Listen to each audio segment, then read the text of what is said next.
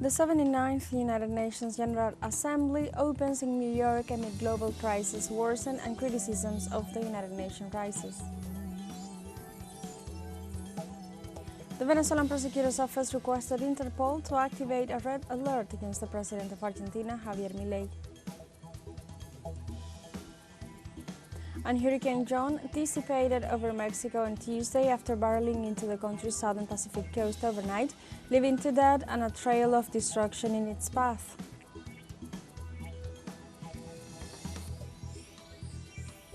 Hello and welcome to From the South. I'm Alejandra Garcia from teleSUR Studios in Havana, Cuba. We begin with the news.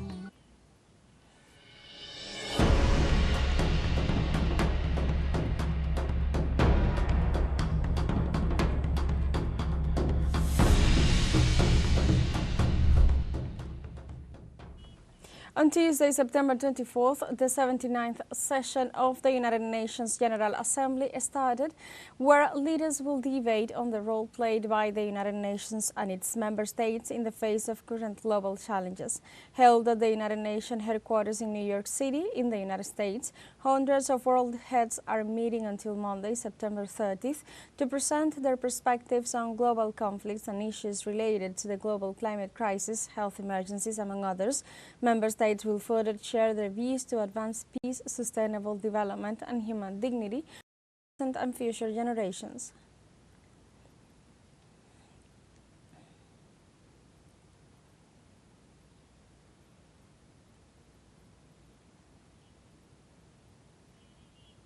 And as the United Nations General Assembly is underway, we welcome a special envoy, Jorge Gestoso, to bring us more details on an analysis for the first day of the general debate. Let's listen.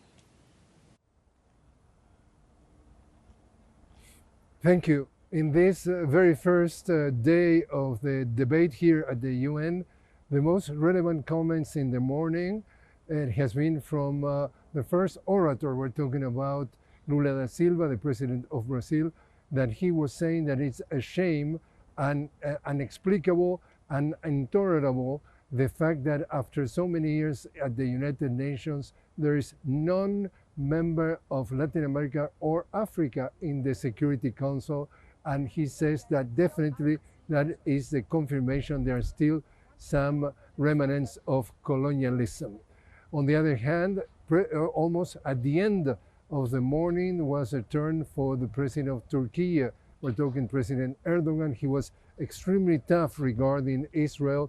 He said that definitely there's a genocide going on between the armed forces of Israel in Gaza. He said that is the largest cemetery of the world, Gaza, because of that genocide of Israel, and compared Prime Minister Benjamin Netanyahu with Hitler and say that the humanity should stop this kind of atrocities implemented by the president and the Prime Minister Netanyahu. In the afternoon, we are seeing that in the schedule to be talked from Latin America, we see Argentina, we see El Salvador, it's going to be Chile, it's going to be Paraguay, and definitely there are a lot of challenges. The subject that is recurrent along the morning and also in this afternoon is the Middle East, Gaza, talking about the genocide, almost 45,000 Palestinians being killed by that almost a year of attacks of Israel. So this is so far the key issue that is the concern of the world. The permanent killing of Palestinians around the world, seen by around the world these different leaders, and asking for peace and asking for the end of that war. We get back to you now. Serbia's President Alexander Vučić sentenced that the situation in the world today seemed more difficult and darker than a year, and cited the words of former US President John F. Kennedy when he said that mankind must put an end to war, or war would put an end to mankind. When we talk about the current moment this year again, to my immense regret, I have to state that the situation in the world seems even more difficult and dark than a year ago. The tensions are growing and challenges are becoming more numerous and complex. What worries me the most is that despite our declaratory efforts for peace, development and prosperity of humanity, there is no end in sight to this geopolitical nightmare. I would not like to see the wise words of the former President John Fitzgerald Kennedy becoming the words of a prophet. Mankind must put an end to war, or war will put an end to mankind. Today, mankind relies more on technology than it relies on mankind. For his part, the President of Angola, João Lourenço, emphasized that multilateralism is imperative to safeguard the common interest of all humanity, while pointing out his country's commitment to seek solutions to the conflicts of the African continent. The imperative of multilateralism must prevail as the only framework truly capable of safeguarding the common interest of all humanity, within which we must reaffirm our resolute commitment to diplomacy, inclusive dialogue, and the use of peaceful means to resolving conflicts. It is within this spirit that the Republic of Angola is deeply committed to the process of seeking solutions to conflicts in Africa, notably the greatest efforts at this moment is focused on the conflict prevailing in East Democratic Republic of the Congo, without neglecting those occurring in Sudan and in the Sahel region. The president of Ireland, Masoud Pezeshkian, strongly condemned the Israeli genocide in Palestine and urged the international community to put a definitive ceasefire on the Israeli siege. It is Israel that has assassinated our scientists, diplomats, and even guests on our soil, and supported both covertly and overtly terrorist groups like ISIS. Iran, in contrast, has supported popular liberation movements of people that have been victims of 4 generations of the crimes and colonialism of the Israeli regime. We have been siding with the people across the world who have flooded the streets in outrage against Israeli atrocities. We condemn Israeli crimes against humanity.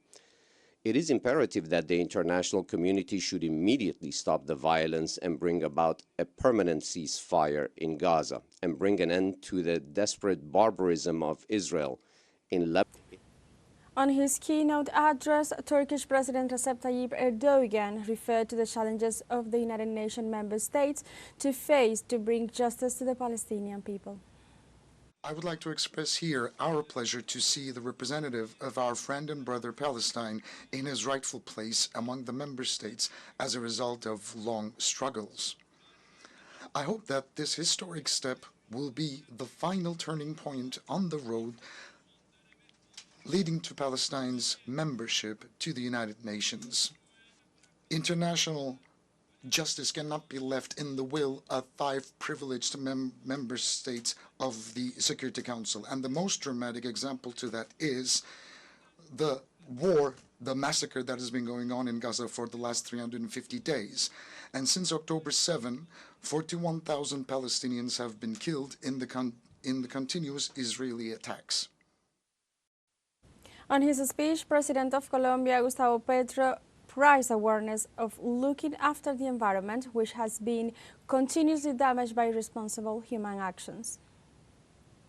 In the last year, 11 million hectares on the Amazon jungle have been burned in only actually 1 month as a result of global warming and climate change. Scientists said that if we were to burn the Amazon rainforest, we would reach a point of no return in climate terms. Let us fly the flag of life, or our people will fill up mass graves. This was revealed to us by the epidemic. The time has come for people to act. Local action needs to be taken. Globally, we need to come together.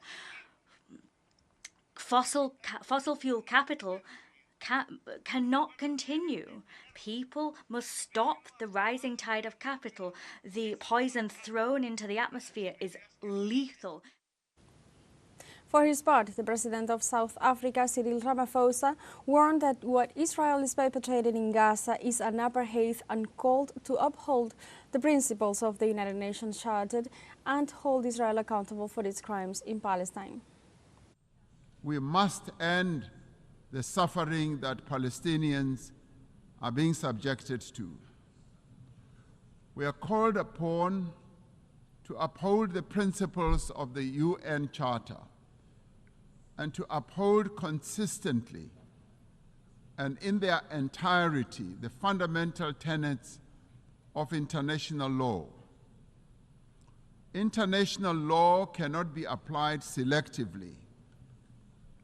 No one state is more equal than any other. Let's take a short break, but remember you can join us on TikTok at teleSUR English, where you will find news in different formats, news updates, and more. We'll be right back. Stay with us.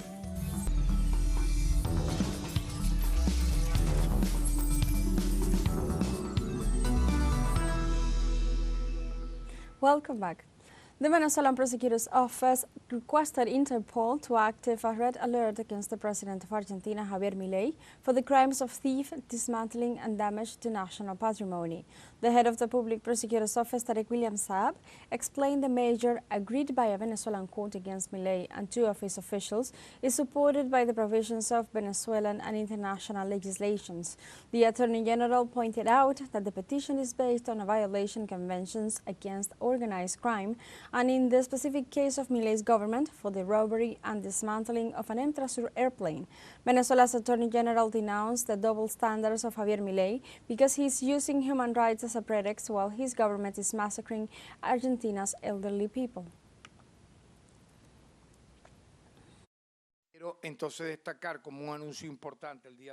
I would like to highlight as an important announcement today that we have already requested the red alert instruction against these subjects to Interpol. I want to show here the request formally made. We can see it on the screen. OK. Made by this public ministry on September the 23rd, 2024. Based on all the above mentioned, the request has already been sent. Let's wait to see how Interpol will act. The Attorney General also stressed that the accusations of Argentina's government are part of the continuous attacks of foreign powers against the sovereignty of Venezuela. Therefore, we consider that this action is framed in the context of the continuous attacks orchestrated by the United States and other foreign powers and their satellites in the continent to aggravate, to stain the national sovereignty and to want to replace the Venezuelan justice. So tomorrow they could invent anything else on any other subject. Imagine where this is going to end. In this context, the Attorney General Tarek William Saab also stressed the following. This action orchestrated by Milei's government is nothing but an obviously intended retaliation revenge against the Venezuelan state for having decided to act against the perpetrator of the seizure of the plane of the Venezuelan company TeleSUR. Let us not forget that this is where the action of the public ministry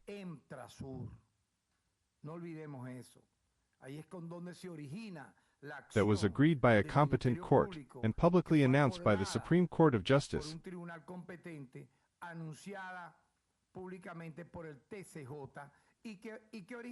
originates and that provoked this totally frenetic and insane last-minute reaction by Milei's government. In Bolivia, on Tuesday, the Foreign Affairs of the country issued a statement to the international community regarding the actions adopted by former President Evo Morales during a rally held on Monday, September 23rd, 2024 in the city of La Paz. The The communique states that at the event, former President Evo Morales Aima has threatened to interrupt the continuity of the democratic order by giving an ultimatum to the constitutional president Luis Alberto Arce Catacora to change his cabinet of ministers within 24 hours if he wants to continue governing. It continues by informing that the Bolivian government rejects the statements made by former President Evo Morales, as well as any type of extortion or conditioning against the will of the people expressed in the ballot box. The communique closes by stressing that the government of the plurinational state of Bolivia ratifies its commitment to respect democracy and the peaceful solution of conflicts in favor of the stability, security, and well-being of the Bolivian people.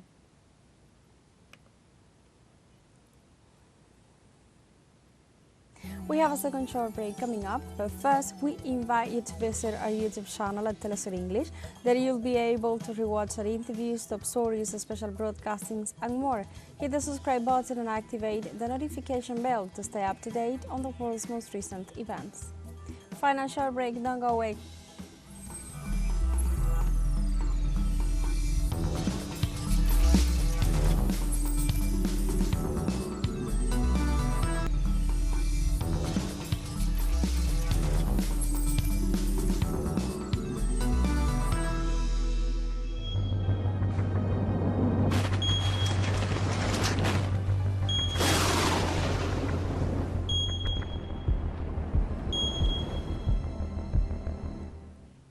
Welcome back to From the South. Hurricane John dissipated over Mexico on Tuesday after barreling into the country's southern Pacific coast overnight, leaving two dead and a trail of destruction in its path. Now, as a tropical depression, John was 115 kilometers northwest of Acapulco and moving northwest at 6 kilometers per hour as it dawdled along the coastal mountains and continued to weaken. The storm grew into a Category 3 hurricane in a matter of hours Monday and made landfall about 130 kilometers east of the resort of Acapulco, near the town of Punta Maldonado, with maximum sustained winds of 190 kilometers per hour before declining to a tropical storm after moving inland. According to the U.S. National Hurricane Center, John was downgraded on Tuesday to remnants with maximum sustained wind speeds of 55 kilometers per hour.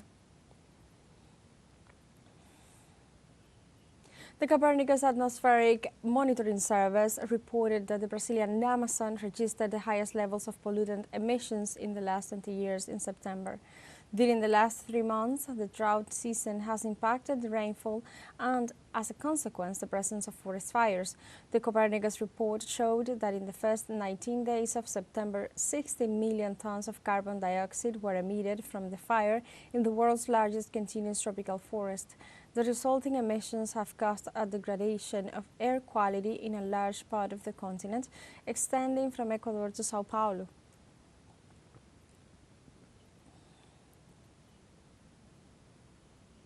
Deforestation has destroyed almost 13% of the vegetation of the world's largest tropical rainforest, the Amazon, according to a report by a civil organization committed to the sustainability of the Amazon. Deforestation has affected more than 88 million hectares of land between 1985 and 2023. The report also highlighted that the loss of forest was concentrated in Brazil, Bolivia, Peru, Ecuador, Colombia, Venezuela, Guyana, Suriname, and French Guiana. Experts warned that the destruction of the world's largest vegetation long contributes to the emission of greenhouse gases, alters the water cycle, and affects climate regulation.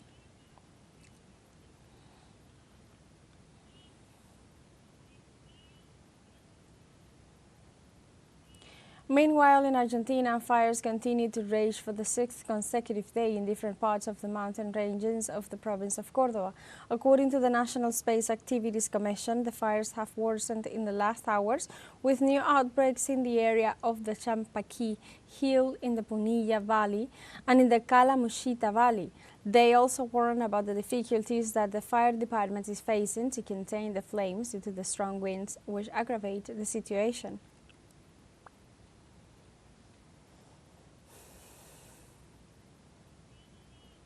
The situation between Lebanon and Israel worsened every hour. The axis of resistance Hezbollah hit a military base while Israel continues to kill civilians in southern Lebanon.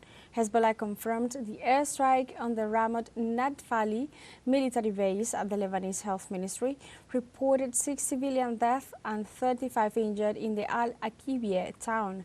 Meanwhile, the Iranian Foreign Minister Abbas Araghchi assured on Tuesday that his country won't remain indifferent to the crimes of Zionism. In addition, China and Russia expressed their deep concern about rising tensions in the region. Thus, Xi Jinping administration requested its nationals to leave Israel immediately, while the spokesperson of Chinese Foreign Ministry made the following statements on the matter.